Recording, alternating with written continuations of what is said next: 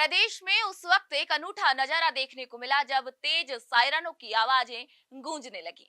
Police, अग्निशमन दल, ambulance और प्रशासनिक गाड़ियों की दौड़ ने हर किसी को अचंभित कर दिया। ये सब वास्तविक घटना नहीं बल्कि सुनियोजित मॉक ड्रिल का हिस्सा था। इस मॉक ड्रिल का उद्देश्य था आपात स्थिति में राहत और बचाव कार्यों का आकलन करना। भरतपुर में सुनियोजित मॉक ड्रिल कर और टायर जलाकर विस्फोट जैसी स्थिति पैदा की गई, जिसके बाद सभी विभागों ने त्वरित प्रतिक्रिया दी। घायलों को एम्बुलेंस के जरिए आरबीएम अस्पताल पहुंचाया गया, जहां डॉक्टरों और पैरामेडिकल स्टाफ ने आपातकालीन इलाज किया। और यह सब एक सुनियोजित घटना थी जिसका उद्देश्य स्थानीय लोगों को किसी भी प्रकार के संभावित हमले के लिए जागरूक करना था। इस मॉक ड्रिल में जिला कलेक्टर डॉक्टर अमित यादव और पुलिस अधीक्षक श्री मृदुल कछावा खुद मौजूद रहे और कार्यों का जायजा लिया। आज भरतपुर के अंदर मॉक ड्रिल की गई, जिसमें सबसे पहले जो था एयर रेड वार्निंग सिस्टम, उसका टेस्टिंग का था। तो 4 बजे जो शार्प है, जैसे ही कंट्रोल रूम को मैसेज मिला, अकॉर्डिंगली जो शहर के जो वार्निंग सिस्टम्स हैं, जो हमारे शहर में 6 लगे हुए, वो सभी स्टार्ट हुए। साथ में जो पुलिस के द्वारा जो अलग अलग है, वहाँ पे वार्निंग सिस्टम्स क्रिएट किया गया। उसके बाद नेक्स्ट था एक पॉइंट आइडेंटिफाई करना, जिसपे एयर रेड हुई है। तो अकॉर्डिंग उसमें मल्टीपल पॉइंट्स थे, जिसके संबंध में नगर निगम की जो बिल्डिंग है उसका चयन किया गया। चूँकि इमीडिएटली सूचना मिलने के बाद सभी विभागों को बताना होता है, इसमें जो डिपार्टमेंट के द्वारा एक कोऑर्डिनेशन ग्रुप जो बनाया गया था, जिसमें इमीडिएटली सूचना मिलते ही सभी को ग्रुप कॉल की गई, जिससे सभी डिपार्टमेंट्स इमीडिएटली रिस्पॉन्ड करते हैं। अदरवाइज ये होता है कंट्रोल रूम से जब फोन जाता है, अलग अलग डिपार्टमेंट्स को कॉल करते हैं, तो कोई डिपार्टमेंट जल्दी पहुँचता है, कोई लेट पहुँचता है। तो इसका ये एडवांटेज रहा। बट चूँकि इसके बाद जो था कंट्रोल रूम इफेक्टिवली फंक्शन किया, उसके बाद जो है सभी व्हीकल्स जो अपने फायर ब्रिगेड के साथ में एम्बुलेंसेज और जो एडमिनिस्ट्रेटिव अधिकारी हैं, साथ में एसडीआरएफ की टीम्स, होमगार्ड की टीम्स, पुलिस की टीम, वो इमीडिएटली वहाँ पहुंची। उसके बाद जैसे आपने देखा, एक फायर इंसिडेंट्स का मॉक ड्रिल था, जिसमें एक फायर लगी हुई थी। साथ में जो बिल्डिंग कोलैप्स थी, जिसमें जो एसडीआरएफ की टीम के द्वारा पहुंच के इमीडिएटली जो है वहाँ से लोगों को रेस्क्यू किया गया। तो आपने जैसे पीछे साइड देखा हुआ, 2 मंजिला बिल्डिंग के ऊपर कुछ लोग कोलैप्स थे, तो उनको जो है रस्सों के माध्यम से एसडीआरएफ की टीम के द्वारा उनको उतारा गया। उसके बाद इमीडिएटली जो है कुछ ब्लास्ट भी हुए साथ में। फिर उसके बाद जो एम्बुलेंस के द्वारा लोगों को जो है कैजुअलिटी जो निकाले गए सर्च एंड रेस्क्यू के दौरान, उनको इमीडिएटली शिफ्ट किया गया। और फायर का जो है फायर ब्रिगेड के द्वारा बुझाई गई। पुलिस के द्वारा जो है जो घायल मरीज हुए थे, उनको हॉस्पिटल तक पहुँचाने के लिए तो ग्रीन कॉरिडोर क्रिएट किया गया।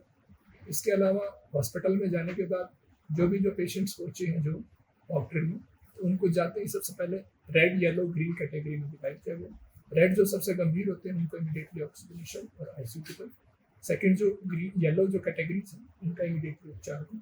साथ में जो मेडिकल एजुकेशन के इंटर्न्स होते हैं, नर्सेज होते हैं, उनको भी साथ मॉक ड्रिल में एंगेज किया गया, ताकि जैसे इमीडिएटली कोई ड्रिल होती है, ज़्यादा डिजास्टर में ज़्यादा लोग आते हैं, तो उस हिसाब से प्रिपेयरनेस की गई।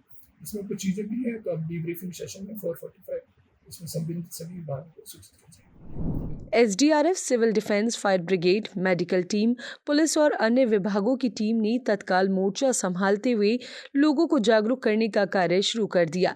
दुश्मन देश के विमान की ओर प्रतीकात्मक फायरिंग कर उसे खदेड़ने का सजीव प्रदर्शन भी देखा गया। मॉक ड्रिल में 2 घायल व्यक्तियों को चिन्हित किया गया और आपातकालीन तैयारियों में कोई कसर नहीं छोड़ी गई। इस पूरे ऑपरेशन के दौरान प्रशासन ने राहत और बचाव कार्यों की गति दी और समन्वय की सराहना की। सिविल डिफेंस टीम ने 2 मंजिला इमारत से रस्सी के सहारे घायलों को नीचे उतारने का प्रदर्शन किया, जिससे ऊंची इमारतों में फंसे लोगों को सुरक्षित निकालने की क्षमता प्रदर्शित हुई। केंद्रीय गृह मंत्रालय के निर्देशानुसार एक मॉक ड्रिल का आयोजन किया गया। चुनिंदा अधिकारियों को इसकी सूचना पूर्व से थी और जिस प्रकार से मॉक ड्रिल हुई है आप सभी के सामने है। कुछ उसमें अच्छी चीज़ें हैं, कुछ कमियां हैं, जिसके लिए एक डीब्रीफिंग सेशन अभी रखा गया है। आगामी समय में आमजन अपने नागरिक कर्तव्य का निर्वहन करें, इस उद्देश्य से जो है प्रशासन द्वारा भी अपील की गई है, पुलिस द्वारा भी अपील की गई है।